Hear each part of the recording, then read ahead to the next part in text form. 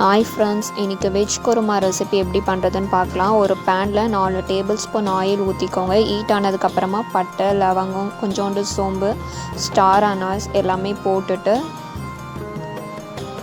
ஒரு 3 ஆனியன் வந்து நான் எடுத்திருக்கேன். கட் பண்ணி நீட்டாக அரிஞ்சு வச்சுருக்கேன். 3 ஆனியனோட 3 பச்சை மிளகாவும் போட்டு நல்லா மீடியம் ஃப்ளேமில் வச்சு வதக்கிடுங்க. கண்ணாடி பதத்தில் வதங்கினதுக்கப்புறமா 2 டேபிள் ஸ்பூன் வந்து இஞ்சி பூண்டு பேஸ்ட் வந்து போட்டுருங்க.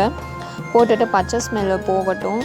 இந்த ஸ்டேஜில் நீங்கள் பார்த்தீங்கன்னா ஒரே ஒரு தக்காளி வந்து எடுத்திருக்கேன். தக்காளியுமே போட்டு நல்லா வதக்கி விடுங்க ஃப்ரெண்ட்ஸ். நல்லா வதங்கட்டும். வதங்கும் போது கொஞ்சோண்டு கல்லுப்பு மட்டும் போட்டுருங்க. அரை கல்லுப்பு மட்டும் போடுங்க. லைட்டாக வந்து மிளகாத்தூள் வந்து குழம்பு மிளகாத்தூள் வீட்டில் அரைச்சி வச்சுருப்பீங்களா அது போட்டுக்கோங்க.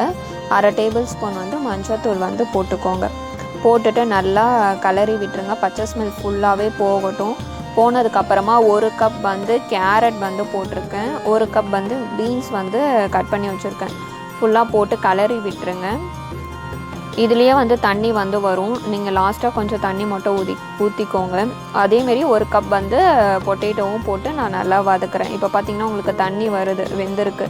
இந்த சமயத்தில் நீங்கள் 2 கப் வந்து தண்ணி மட்டும் ஊற்றிக்கோங்க. நாங்கள் 5 பேருன்றதுனால 2 கப் வந்து தண்ணி ஊற்றிருக்கோம். வீட்லேயும் நிறைய காய் சாப்பிடுவாங்க, அதனால் நிறைய காய் வந்து போட்டிருக்கேன்.